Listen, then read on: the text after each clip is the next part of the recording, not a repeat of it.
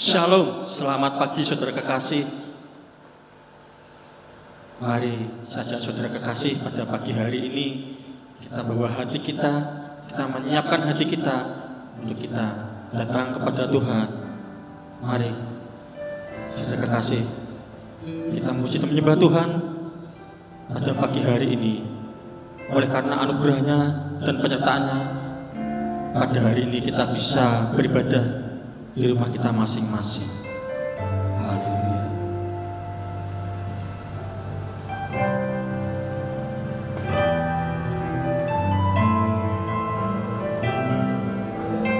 Inilah hati Tuhan yang kami mau bawa Tuhan, hati sebagai penyembah.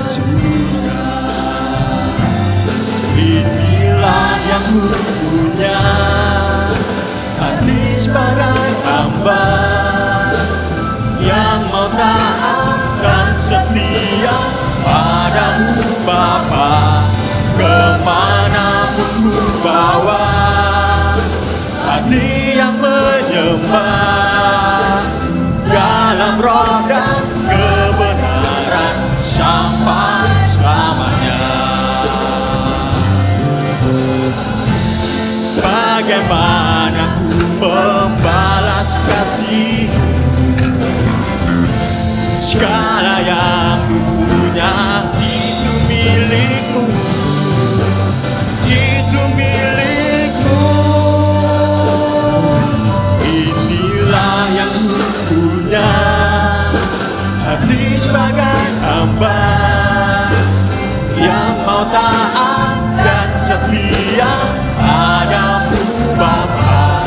Kemanapun ku bawa, hati yang menyembah dalam roh dan kebenaran sampai selamanya.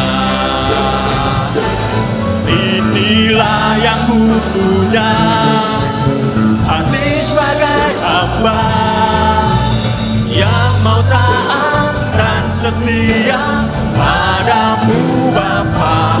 Kemanapun ku bawa, hati yang menyembah dalam roh dan kebenaran sampai selamanya. Dalam roh dan kebenaran sampai selamanya. Dalam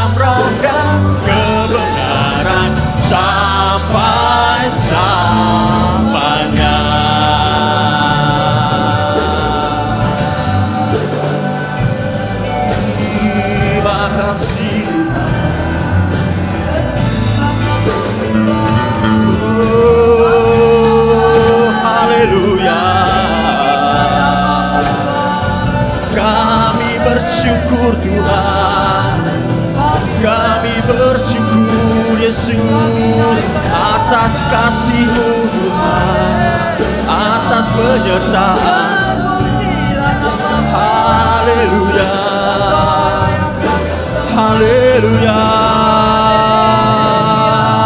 oh haleluya. Sembah Tuhan, sembah Yesus. Segala puji, hormat, syukur hanya bagi-Mu Tuhan. Oh glory,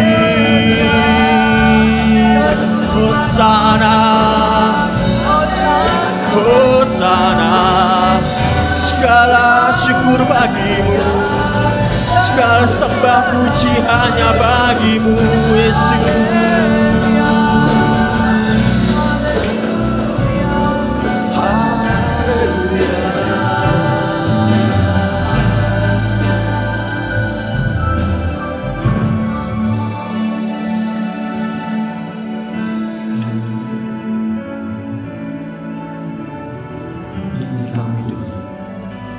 Segala keterbatasan yang kami miliki Tuhan,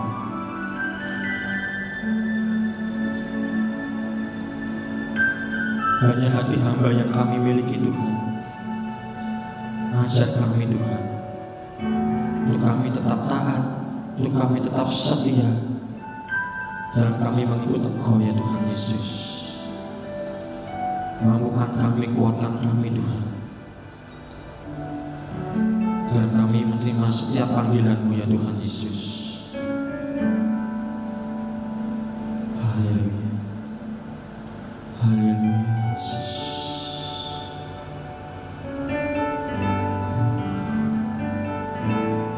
Inilah yang ku punya, hati sebagai hamba yang mau taat dan mau setia kepada-Mu Tuhan. Kemanapun ku bawa, hati yang menyembah dalam roh dan kebenaran, sampai di dalam roh dan kebenaran sampai selamanya. Dalam roh dan kebenaran sampai selamanya. Haleluya, haleluya.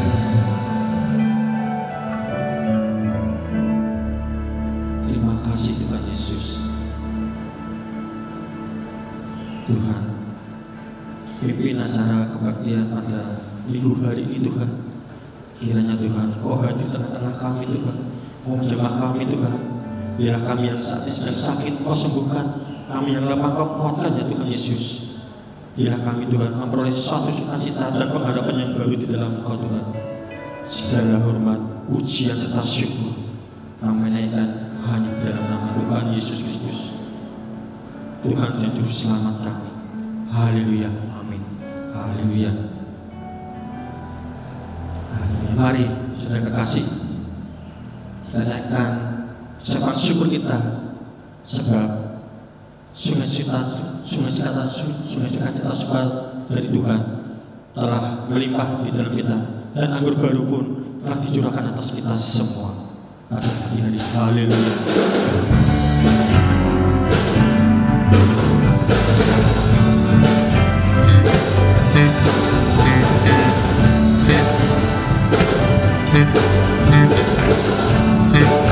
Haleluya, sungai sukacitamu Tuhan, sungai sukacitamu melimpah dalam, katakan yes dengan semangat, yes, yes, yes, yes. Anggur sukacitamu melimpah dalamku,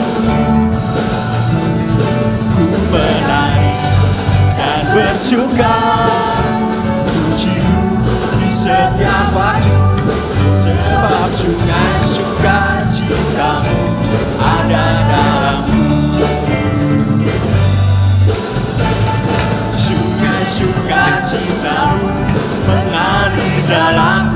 Katakan yes, yes, yes, yes, yes.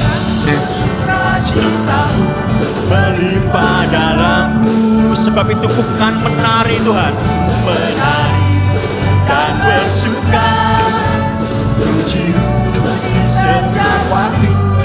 Sebab sungai sukacitamu ada dalamku. Mengalir bersamamu. Haleluya. Timu Tuhan dalam kegerakanmu. Haleluya. Melayanimu Tuhan di dalam cita-Mu. Sebab hanya Tuhan yang membuat sukacitaku penuh.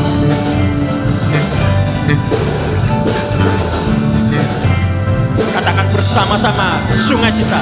Sungai sukacitamu mengalir dalamku. Katakan yes, yes, yes, yes, yes. Anggur sukacitamu melimpah dalamku. Ku menari dan bersuka, puji-Mu di setiap waktu. Sebab sungai sukacitamu ada dalamku. Mengalir bersamamu di dalammu. Mengikutimu Tuhan dalam kegerakanmu.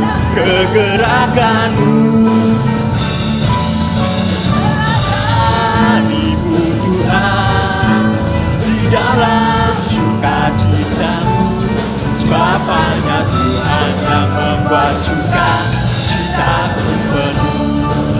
Mengalir bersamamu Tuhan, mengalir bersamamu, bersuka Timu Tuhan dalam kegerakanmu. Melayanimu Tuhan di dalam sukacitamu. Sebab hanya Tuhan yang membuat sukacitaku penuh. Sebab hanya Engkau Tuhan. Sebab hanya Tuhan yang membuat sukacitaku penuh. Haleluya. Sebab hanya Engkau. Sebab hanya Tuhan yang membuat sukacitaku penuh.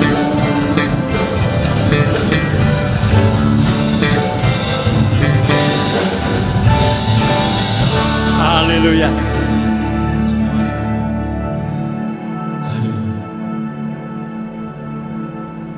Segala puji hormat kami memberikan semua dalam tangan-Mu Tuhan Yesus. Tuhan, ini kami Tuhan, umat-Mu Tuhan. Ajar kami Tuhan, untuk kami tetap selalu bersyukur Tuhan. Ajar kami Tuhan, untuk kami tetap setia menerima panggilan-Mu dan mengikuti jalan-jalan-Mu Tuhan Yesus sampai akhir menutup mata kami Tuhan Yesus. Amin.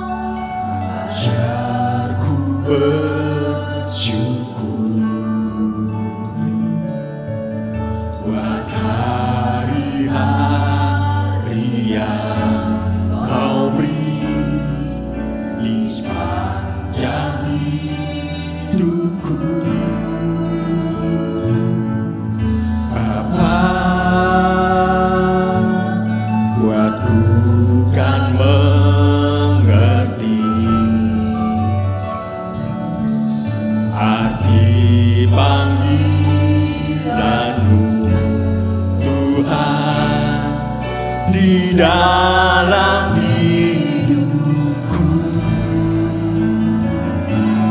Yesus, ajarku tetap setia, mengiring Engkau sampai putih rambutku, bawaku jadi kepunyaanmu yang berkenan di hatimu.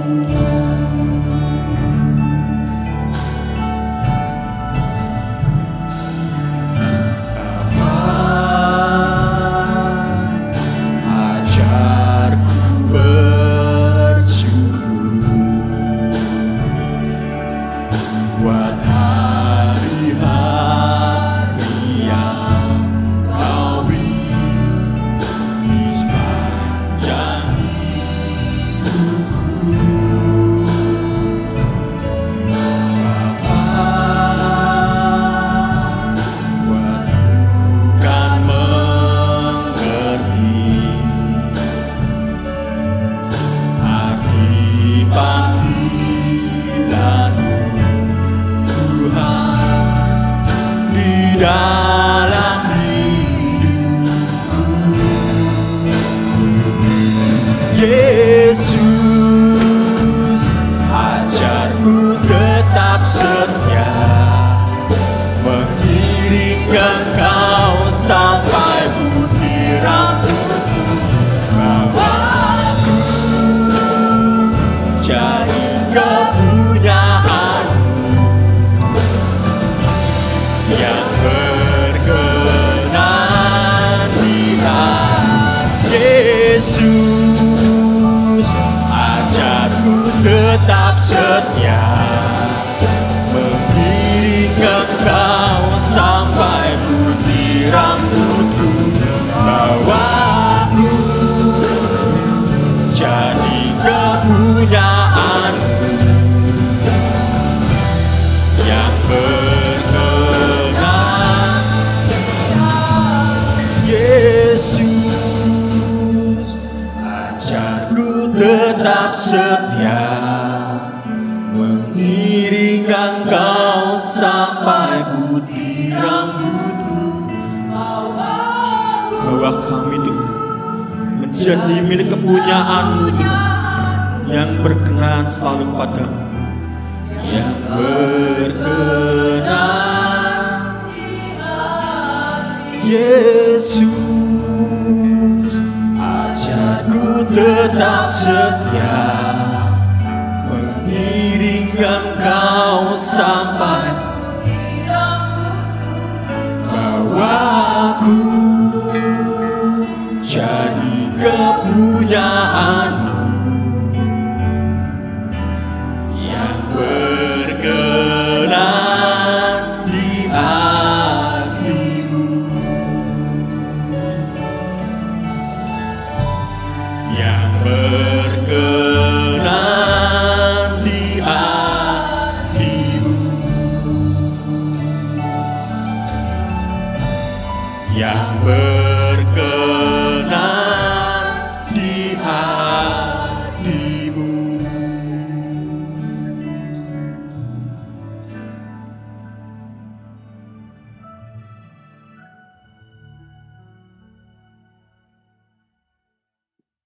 Shalom Bapak Ibu, saudara-saudara sekalian yang dikasihi Tuhan. Bersyukur pagi ini kita boleh bersama-sama berada dalam ibadah, meskipun hanya secara online ya.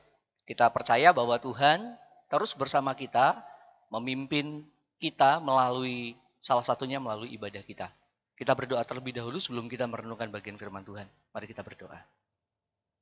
Bapak yang baik, terima kasih karena Engkau memberikan bagi kami waktu-waktu di tengah pandemi seperti ini. Di tengah kesibukan kami boleh duduk diam, merenungkan firman Tuhan. Doa kami Tuhan, supaya ketika kami membaca bagian firman Tuhan, kami diberkati, kami disapa oleh kebenaran firman Tuhan. Bahkan sebelum diuraikan ketika ini dibaca, ini boleh menjadi berkat untuk kami semua. Kami serahkan waktu ini kepada Tuhan. Di dalam nama Tuhan Yesus kami berdoa. Amin. Tema kita hari ini adalah menjadi hamba yang setia. Saya mengajak kita belajar dari satu tokoh. Ada beberapa bagian firman Tuhan yang akan kita baca bersama-sama dari kitab Hakim-Hakim. Kita akan membaca Hakim-Hakim 14 ayat 1 sampai 4, lalu dilanjutkan Hakim-Hakim 16 ayat yang ke-20 dan ayat yang ke-30. Saya akan bacakan untuk kita sekalian. Simson pergi ke Timna dan di situ ia melihat seorang gadis Filistin. Ia pulang dan memberitahukan kepada ayahnya dan ibunya, "Di Timna aku melihat seorang gadis Filistin. Tolong ambillah dia menjadi istriku." Tetapi ayahnya dan ibunya berkata kepadanya, "Tidak adakah di antara anak-anak perempuan sanak saudaramu atau di antara seluruh bangsa kita seorang perempuan, sehingga engkau pergi mengambil istri dari orang Filistin, orang yang tidak bersunat itu?" Tetapi jawab Simson kepada ayahnya, "Ambillah dia bagiku sebab dia kusukai."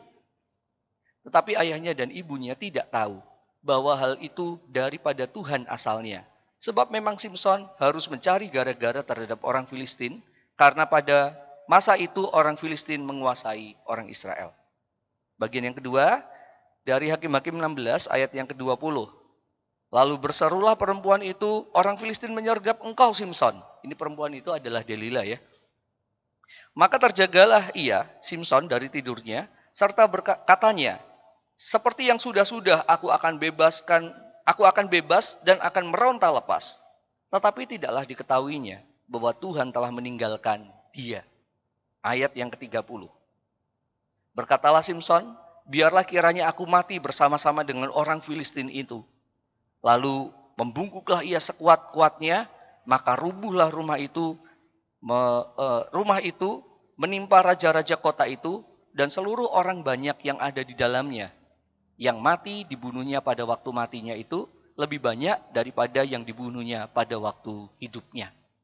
Sampai sedemikian jauh pembacaan firman Tuhan. Berbahagialah kita yang membaca, merenungkan firman Tuhan dan menyimpan firman Tuhan serta melakukan firman Tuhan itu dalam hidup kita sekalian. Puji Tuhan. Bapak Ibu sekalian, sekali waktu saya di pelayanan di Solo, saya berkunjung ke jemaat bersama dengan seorang bapak dan seorang ibu suami istri begitu ya. Dalam kunjungan kami, memang jemaat di Solo waktu itu ada yang dari golongan menengah ke atas, ada yang golongan menengah begitu ya, ada yang dari golongan yang rata-rata begitu menengah ke bawah. Dan dalam kunjungan itu kami ngobrol begitu dengan satu jemaat, berkunjung di rumahnya, ngobrol, lalu kemudian setelah itu kami disuguhi sebuah makanan gitu ya, sehidang makanan gitu. Dan ketika kami lihat hidangan itu tampaknya enak gitu ya, singkong dipotong gitu terus digoreng. Lalu kemudian kami coba gitu ya, kami makan. Waktu dimakan singkong itu rasanya itu manis. Lalu ibu yang kami ajak kunjungan ini berkata begini, "Ini singkong enak sekali. Manis sekali." Biasanya kalau beli singkong mungkin rasanya ya enak tapi tidak semanis ini begitu ya. Lalu dia bertanya kepada yang punya rumah, "Boleh enggak singkong ini saya makan lebih banyak begitu ya?" Lalu kemudian pemilik rumah berkata, "Silahkan," gitu ya. Jemaat itu berkata, "Silahkan," diambilkan piring lalu diambil berapa bagian terus dimakan dengan enaknya begitu ya. Nah, singkat cerita waktu makan terus kemudian ibu yang lagi makan ini yang tadi berkunjung tadi bersama dengan saya berkata, "Minta izin, boleh enggak minta izin ke belakang gitu." Lalu ibu ini minta izin ke belakang karena mau pipis gitu ya. Dia permisi ke belakang. Waktu dia ke belakang, singkat cerita pulang dari kamar mandi itu, dia pulang duduk lagi. Saya ngelihat semangat dia cerita dan semangat dia makan itu berkurang Bapak Ibu sekalian. Dia mulai agak pendiam gitu ya. Dan kita semua tidak memperhatikan sih. Sampai kunjungan itu selesai dan kami pulang. Dan waktu pulang, ibu itu bercerita begini pada kami yang ada di mobil gitu ya. Tahu nggak, singkong yang dimakan itu rasanya enak katanya begitu. Tapi waktu saya masuk ke kamar mandinya, permisi cerita ini, ternyata di kamar mandinya itu memang tidak bertegel gitu ya. Jadi kamar mandinya kamar mandi tanah. Lalu di situ ternyata kamar mandi itu menyatu dengan tempat cuci piring. Di situ ada kamar mandi, ada WC, ada tempat cuci piring yang di tempat yang sama, di tempat yang satu dan embernya cuma satu gitu ya. Jadi bisa dibayangkan oleh ibu yang tadi berkunjung bersama saya, mandinya ya pakai ember itu, kalau BAB ya permisi mungkin pakai ember itu juga, kalau cuci piring juga pakai ember itu dan dilihat oleh dia wajannya itu ada di situ gitu Bapak Ibu. Jadi wajan setelah untuk menggoreng gitu ya. Terus ibu itu pulang bilang, Aduh, saya setelah itu habis nafsu makan saya, gitu ya. Lah bapak yang ada di sampingnya, suaminya bercerita begini, lah kalau kamu begitu, semuanya kamu lihat bersihnya, semua kamu lihat seperti itu, kamu di rumah makan nggak akan makan. Bisa jadi waktu kamu ke belakang rumah makan pun, cara memasaknya seperti apa kita tidak tahu. Kita tahunya hidangannya enak begitu ya. Ya saya berkelakar, ya mungkin yang seperti itu justru yang enak gitu ya Bapak Ibu sekalian. Ya memang kita agak susah untuk mencari sesuatu yang sungguh amat baik, sungguh amat sempurna begitu ya. Pengen kita adalah hidangannya enak, tampilannya bagus, cara masaknya bersih, sehingga itu bakal menyehatkan, pengennya begitu. Tetapi pada kenyataannya tidak semua seperti itu. Ada kalanya tentu tidak sempurna. Dan itulah hidup manusia. Kalau saya mencoba menggambarkan hidup manusia, kita itu pengen memenuhi panggilan Tuhan. Kalau diibaratkan tokoh Alkitab, maka saya bisa bayangkan saya pengen memenuhi panggilan Tuhan itu seperti Timotius. Timotius itu setia. Timotius itu takut akan Tuhan. Dididik dengan baik oleh Paulus sampai dia menjadi gembala. Mengakhiri hidupnya dengan baik. Saya pengen seperti Timotius atau seperti Yosua. Dididik dengan baik oleh Musa. Sampai pada akhir matinya, catatannya sangat baik, pengennya mulus seperti itu. Atau seperti siapa ya, minimal mungkin seperti Abraham, bapak orang beriman. Sekali jatuh, 2 kali jatuh, tapi rata-rata baik. Atau seperti Daud, oke jatuh dalam perzinahan, tapi bertobat dan kemudian berakhir baik. Pengennya seperti itu ya. Tapi menarik Bapak Ibu sekalian, Alkitab mencatat dengan jujur. Tokoh-tokoh Alkitab yang menurut saya dalam memenuhi panggilan Tuhan, kalau kita melihat di hidup nyata, kita akan bertanya, ini dia memenuhi panggilan Tuhan atau bukan? Salah satunya adalah Simson, Bapak Ibu. Saya membayangkan seperti apa Simson. Kalau kita tahu kisah Simson ini adalah kisah yang terkenal, yang kita sering dengar waktu kita kecil. Betul ya? Kita dengar siapa orang paling kuat, maka kita selalu bilang Simson, gitu ya. Bagaimana Simson? Perkasa, hebat. Tapi Bapak Ibu kalau kita baca, kisah Simson ini penuh kebrutalan. Bayangkan membunuh 30 orang untuk mengambil bajunya. Bayangkan mengambil atau menangkap 300 anjing hutan. Wih, hebat sekali. Ditangkap 300 anjing hutan, diikat ekornya, dibakar, membuat kerusuhan, membuat huru-hara.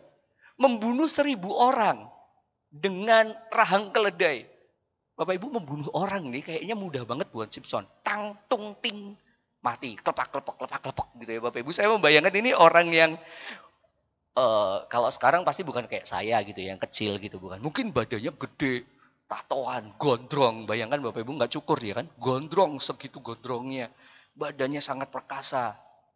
Dan kalau seumpama nih, permisi tanya, seumpama anak kita punya anak perempuan, akan dinikahi Simson. Mungkin kita akan mikir ya, ini profil calon mantu yang baik apa tidak begitu ya. Apalagi dia suka main wanita Bapak Ibu. Dia suka dengan wanita Filistin. Habis itu nanti dia akan sama Delilah yang terkenal. Sama orang di Gaza yang memang orang yang tidak jelas begitu Bapak Ibu sekalian. Bapak Ibu sekalian kalau kita lihat profil begini, andai kata, ya saya bekerja di satu institusi pendidikan, andai kata ada orang model Simson mendaftar jadi guru, mungkin saya akan mikir, sebaiknya jangan deh ya, begitu ya. Atau misalnya Bapak Ibu, di antara jemaat ada yang perilakunya kayak Simson, lalu kemudian diangkat jadi majelis begitu. Mungkin Pak Laksono akan segera berkata, stop dulu. Mungkin siapa yang mengusulkan jadi majelis akan dikonseling gitu ya sama Pak Laksono ya. Ini model figur yang kalau menurut saya agak amburadul gitu ya. Berangasan, kacau gitu. Tapi menarik Bapak Ibu, Alkitab itu mencatat. Menariknya bagaimana Simson memenuhi panggilannya itu. Dalam situasi yang seperti itu, ternyata Alkitab itu memberikan sebuah catatan yang saya sendiri susah untuk paham Bapak Ibu. Saya sulit untuk mengerti karena kalau kita lihat di Hakim-Hakim 14 tadi, ayat yang keempat. Di situ dituliskan sebuah alasan. Kenapa ini terjadi? Ternyata itu terjadi karena apa? Di situ dituliskan bahwa Tuhanlah yang membuat asalnya. Bapak Ibu, kekacauan yang dibuat Simson. Ternyata kekacauan yang kita lihat itu Di dalamnya dia sedang memenuhi panggilan Tuhan di hidupnya. Oh, Bapak Ibu, ini catatan yang tertulis loh Bapak Ibu. Jadi maksud saya begini. Di dalam menafsir Alkitab ada catatan yang implisit. Implisit itu kita menafsir kenapa ya, lalu kita menebak ini begitu. Itu implisit, kita berpikir-pikir gitu ya.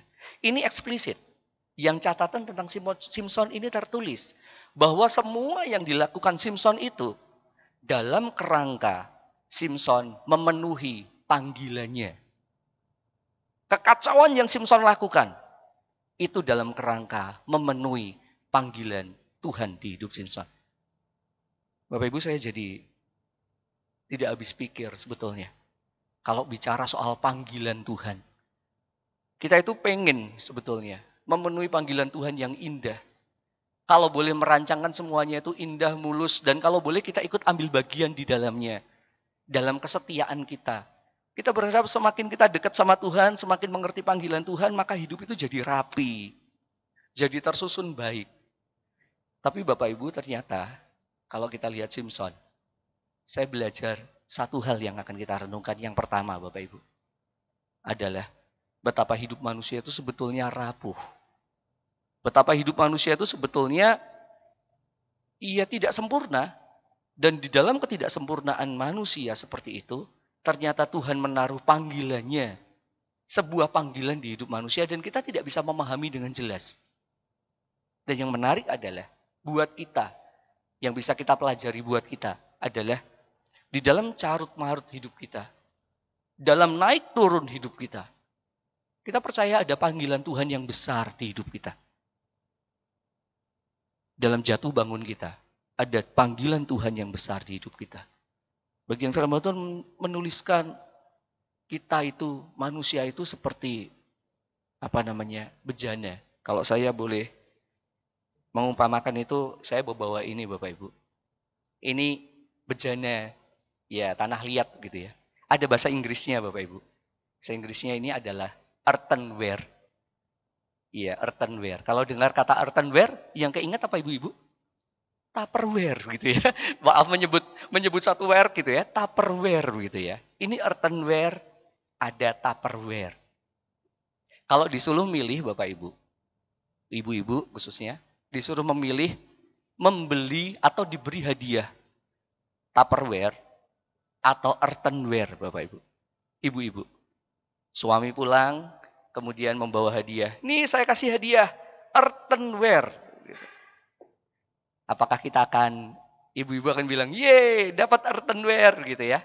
Atau Tupperware.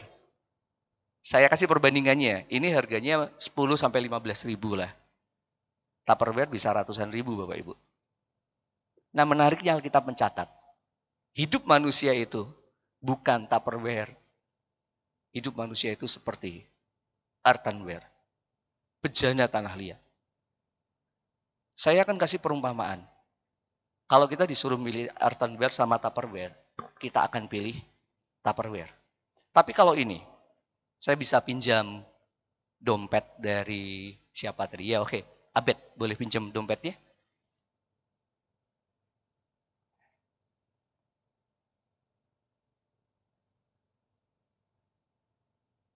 Oke, ini ada dompet. Dompet dari penatua Abed begitu ya, dari majelis ya, dari salah satu majelis. Saya percaya ini isinya bukan cuma kasbon, bukan cuma hutang ya, bukan ya. Ini isinya ada ini ya, isinya mungkin ada di dalamnya ada ATM, ada di dalamnya juga ada credit card. Di dalamnya ini dompet sekarang yang tipis itu justru yang mahal Bapak Ibu ya. Andai kata dompet ini saya taruh di dalamnya Bapak Ibu. Di dalam earthenware ini. Dan saya tutup. Di dalamnya ini ada banyak hal. Ada banyak uang. Saya taruh. Saya tutup. Sekarang kalau suruh milih ibu-ibu. Tupperware. Atau earthenware. Pilih yang mana? Pasti pilih yang earthenware. Ya ada yang usil bilang Tupperware yang dikasih dompet. Oke memang. Mungkin kita bisa usil begitu. Tapi kalau disuruh milih kita pilih earthenware. Karena ada harta dalam bejana. Saya kembalikan. Sebelum saya lupa ya. Terima kasih. Itulah hidup kita. Simpson, dalam segala keterbatasannya sebagai earthenware, dia punya banyak kelemahan. Tapi Allah punya panggilan yang kuat di hidupnya. Bapak Ibu, dalam carut marut hidup kita, naik turun hidup kita, gagal berhasilnya keluarga kita. Orang boleh bilang tidak ada karakter yang sempurna. Kadang kita berpikir, kita bergumul dengan karakter seseorang, bergumul dengan karakter kita, dan kita merasa karakterku tidak sempurna. Saya bergumul dengan marah, saya bergumul dengan dosa ini, saya bergumul dengan dosa itu. Dalam carut marut itu, kita harus meyakini ada panggilan Tuhan yang kuat di dalam diri kita. Ada Injil yang Tuhan taruh, panggilan Tuhan yang kuat di dalam diri kita. Dan itu adalah harta di dalam bejana tanah liat. Itu hal yang pertama yang boleh kita pelajari. Kadang Bapak Ibu, saya habis rasa kalau melihat beberapa anak didik gitu ya. Saya habis rasa juga kalau melihat diri saya sendiri bergumul dengan hal-hal yang sama. Melihat anak didik kok bisa ya dididik secara Kristiani hidupnya seperti itu. Melihat orang-orang kenapa kok bisa begini, kenapa bisa begitu. Bapak Ibu sekalian, kalau kita belajar dari kisah Simpson, maka kita melihat besarnya tangan Tuhan dalam diri earthenware tadi. Dalam diri bejana. Panggilan Tuhan yang besar itu. Nah, yang kedua yang bisa kita lihat Bapak Ibu. Ini menarik, saya tadi cerita. Simpson memenuhi panggilan Tuhan. Dan satu-satunya hidup Simpson yang catat di Alkitab, roh Tuhan itu meninggalkan Simpson. Itu terletak pada Hakim-Hakim 16. Di Hakim-Hakim 16 ayat yang ke-20, roh Tuhan itu meninggalkan Simpson. Itu satu kali itu Bapak Ibu. Simpson dalam kekacauannya, roh Tuhan itu tidak meninggalkan Simpson.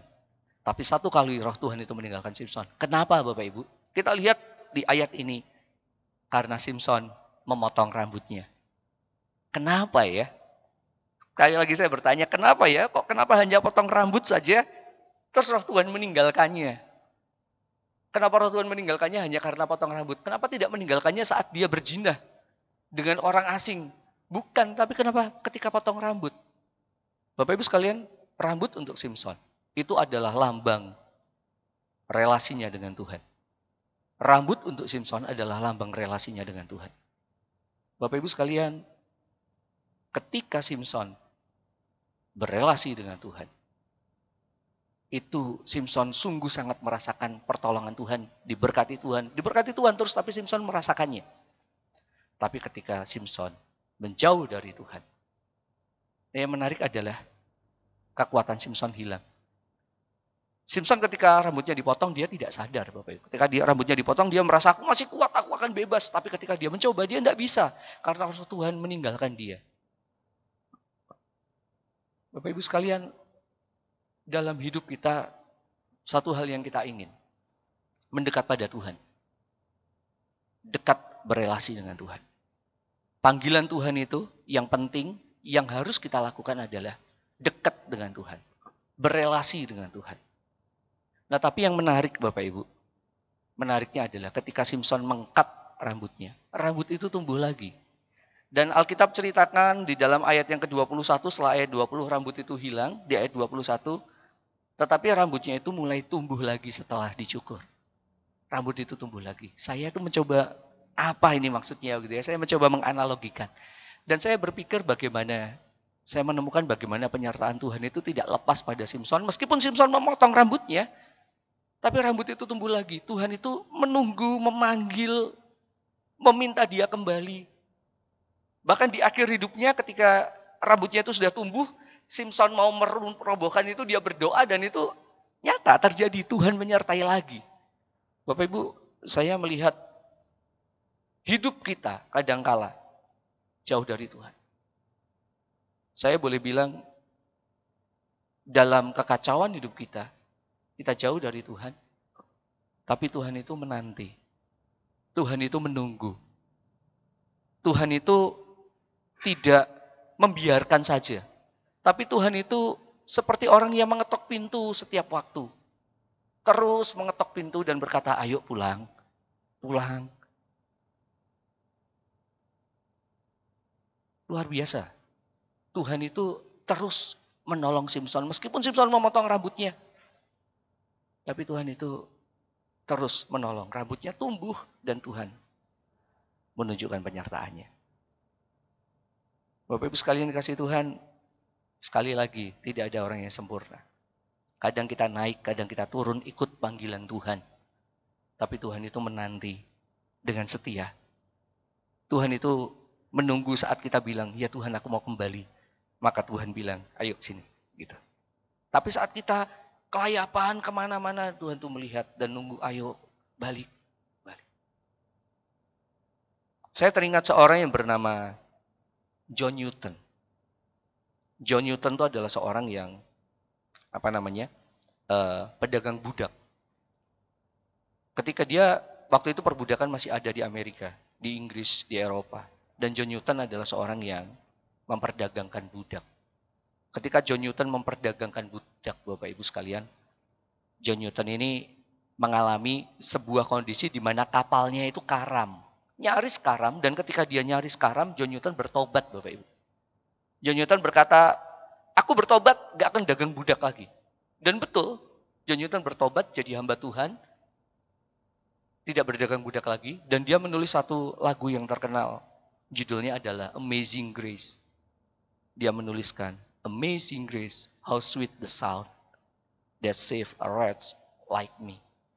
Dia berkata, anugerah Tuhan itu sangat besar, menyelamatkan orang bodoh seperti saya, kacau seperti saya.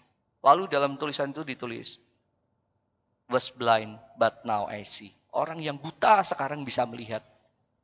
Dan itu saya, kata John Newton. Dan ternyata Bapak Ibu, di hidup John Newton setelah dia bertobat, dia meninggalkan perdagangan budak betul. Tapi dia tidak menolak orang berdagang budak. Dia masih melegalkan, dalam khotbah-khotbahnya dia masih memperbolehkan orang melakukan perdagangan budak. Sampai suatu kali dia bertemu dengan seorang yang bernama William Wilberforce. Dalam diskusinya dengan anak muda ini, John Newton mendekati William ini, William bertobat, dan dalam diskusinya sadarlah John Newton bahwa perdagangan budak itu salah. Dan John Newton bertobat dari perdagangan budak. Dia bersama William Wilberforce, dia menolak perdagangan budak di mana-mana. Dia bilang manusia sama derajatnya. Dan betul, yang buta kemudian melihat. Tapi Bapak Ibu, berapa lama waktu dari pertobatan John Newton sampai dia menolak perdagangan budak? Perlu waktu puluhan tahun sampai dia menolak perdagangan budak. Apa yang saya mau ceritakan di sini? Yang saya mau ceritakan adalah pertobatan, was blind but now I see, itu seringkali tidak terjadi dalam sesaat. Jangan berpikir bisa terjadi sekali waktu. Saya bertobat menjadi orang yang setia, maka saya meninggalkan dosa saya dan berbalik 180 derajat tiba-tiba. Dari orang yang pemarah tiba-tiba tidak marah. Oke, bisa. Itu anugerah Tuhan. Tapi banyak kali tidak demikian. Was blind but now I see, itu adalah sebuah proses. Mungkin perlu waktu. Orang yang bertobat adalah orang yang mendengar panggilan Tuhan. Tuhan terus menyertai, mendengar panggilan Tuhan, jatuh, ingat kembali, dan dia berproses. John Newton berproses puluhan tahun. Kita mungkin juga harus berproses. Bapak Ibu sekalian, oleh sebab itu bersyukur sih kalau hari Sabtu sebelum hari ini ada sekolah minggu yang mengadakan parenting. Di dalam parenting itu diskusinya adalah tentang warisan bernilai kekal. Nah Bapak Ibu, kita sebagai orang tua harus mewariskan warisan bernilai kekal kepada anak kita. Tapi kita juga harus sadar, kita ini sebagai orang tua sering diwarisi warisan-warisan yang lain juga. Kita diwarisi warisan dunia. Kita mewarisi warisan orang tua kita. Kita mewarisi pandangan-pandangan yang mungkin juga salah. Dan ketika kita belajar memahami itu, kita dimurnikan. Kita dimurnikan. Was blind, but now I see. Proses, Bapak Ibu. Sebagai orang tua kita berproses. Mendidik anak juga berproses. Orang tua kita berproses, mendidik anak yang juga berproses. Jadi sama-sama kita berproses. Dan kalau bicara soal hamba Tuhan yang setia, itu adalah proses yang harus kita jalani. Ingat baik-baik, Simson, karya Tuhan tidak lepas di hidupnya. Simson menerima, mengiyakan panggilan Tuhan. Di akhir hidupnya dicatat dengan manis. Dia membunuh lebih banyak orang daripada waktu dia hidup. Ketika dia setia kepada Tuhan, kembali waktu Tuhan bilang pulang, pulang, ayo pulang. Bagaimana dengan kita? Mari kita menjalin hidup kita yang kadang-kala naik dan turun dengan terus setia, dengan tetap meyakini Allah punya rencana besar di hidup kita dan Allah terus menyertai kita dan Allah menanti kita pulang. Pulang dari berbagai hal yang membuat kita buta, yang membuat kita blind. Perlahan kita menjadi si. Saya berdoa supaya ini jadi berkat buat kita dalam pergumulan kita, setia, jadi hamba Tuhan yang setia. Mari kita berdoa. Bapak yang baik, terima kasih. Kalau kami melihat diri kami, siapa kami ini? Kami ini cuma debu. Kami ini cuma earthenware. Kami ini cuma tanah liat. Tapi Engkau menaruh panggilan yang besar di hidup kami. Sebab itu kami berdoa, ketika kami tahu panggilan Tuhan itu, kami berdoa supaya kami boleh mendengar panggilan Tuhan itu. Kami boleh kembali kepadamu. Kami berelasi dengan Engkau lagi. Tuhan, kalau Tuhan temukan kami saat-saat ini jauh, menjauh dari Tuhan. Kami punya pergumulan-pergumulan yang membuat kami jauh dari Engkau. Kami lupa, kami bosan dengan banyak hal rohani. Kami berdoa supaya bagian firman Tuhan ini mengingatkan kami. Engkau tidak bosan-bosan memanggil kami. Engkau tidak bosan-bosan menyertai kami. Dan biarlah kami belajar untuk kami boleh mengingat panggilan Tuhan di hidup kami. Jadikan kami menjadi hamba-Mu yang setia, Tuhan. Terima kasih. Berkati setiap jemaat Tuhan yang ada di sini. Dalam pekerjaan mereka, dalam keluarga kami, keluarga mereka. Mohon berkat Tuhan atas kami semua. Demi Yesus kami berdoa. Amin. Tuhan memberkati kita semua.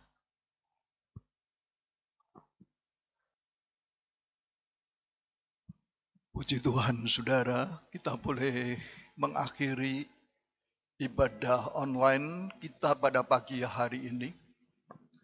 Terima kasih kepada Bapak Palguno Nugroho yang telah melayani firman Tuhan pada pagi hari ini. Tuhan yang akan memberkati Pak Palguno dalam setiap tugas dan pelayanannya. Saudara-saudara, mari kita akan tutup ibadah online kita ini dengan doa. Mari kita tunduk kepala dan kita akan berdoa. Bapa di sorga, kami bersyukur untuk kasih-Mu dan anugerah-Mu. Terima kasih Tuhan untuk kebenaran firman Tuhan untuk kami. Biar kiranya dalam segala perkara kami belajar menjadi hamba yang setia. Sehingga dengan demikian kami ini bisa menyukakan akan hati Tuhan. Di mana saja kami berada di dalam segala fungsi-fungsi kami, baik sebagai kepala keluarga maupun sebagai ibu rumah tangga, sebagai orang tua maupun sebagai anak. Biar kiranya kami tetap boleh menjadi hamba Tuhan yang setia. Di mana kami bekerja atau di mana saja kami itu berada, jadikan supaya kami ini menjadi hamba-Mu yang setia. Supaya dengan demikian nama Tuhan dipermuliakan. Terima kasih untuk kebaktian pagi ini yang sudah Tuhan berkati. Tuhan tetap beserta dengan hamba-Mu Bapak Palguno Nugroho di dalam seluruh kegiatan dan aktivitasnya. Kesempatan pada pagi ini kami ingin mendoakan Tuhan untuk semua rencana-rencana ke depan. Ada banyak hal yang perlu kami kerjakan. Dan biar kiranya di dalam segala yang akan kami kerjakan, Tuhan akan tolong tiap-tiap kami. kami pun membawa akan jemaat Tuhan yang dalam keadaan lemah tubuh, dalam keadaan sakit pada saat ini. Tuhan, Engkau pun melawat akan mereka juga. Tuhan memberikan penghiburan dan kekuatan kepada mereka. Tuhan memberkati semua perawatan yang dilakukan. Demikian juga obat-obat yang dipergunakan. Berkati tangan-tangan manis dari keluarga yang sehat, yang merawat akan saudaranya yang sakit, Tuhan yang memberkatinya. Supaya dengan demikian Tuhan, saudara kami yang sakit pulih secepatnya, pulih kembali kuat, pulih sehat kembali. Dan tangan kuat kuasa Tuhan pun bekerja atas saudara kami. Terima kasih Tuhan. Terima kasih, terpujilah nama Tuhan, dalam nama Tuhan Yesus. Sekarang saudara-saudara yang kekasih yang ada di rumah masing-masing, tadahkan hatimu di hadapan Tuhan dan terimalah akan berkat Tuhan. Anugerah Tuhan Yesus Kristus, kasih kesetiaan Allah Bapa, di dalam persekutuan dengan Allah Roh Kudus, kiranya beserta dengan saudara-saudara sekalian, dari sekarang ini sampai selama-lamanya, sampai pada waktu Tuhan Yesus Kristus datang untuk kedua kalinya. Amin.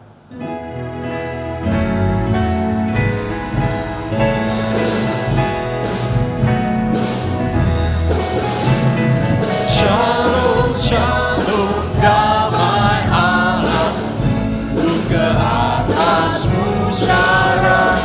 Shalom, shalom, damai Allah sekarang dan selamanya. Sekarang dan selamanya.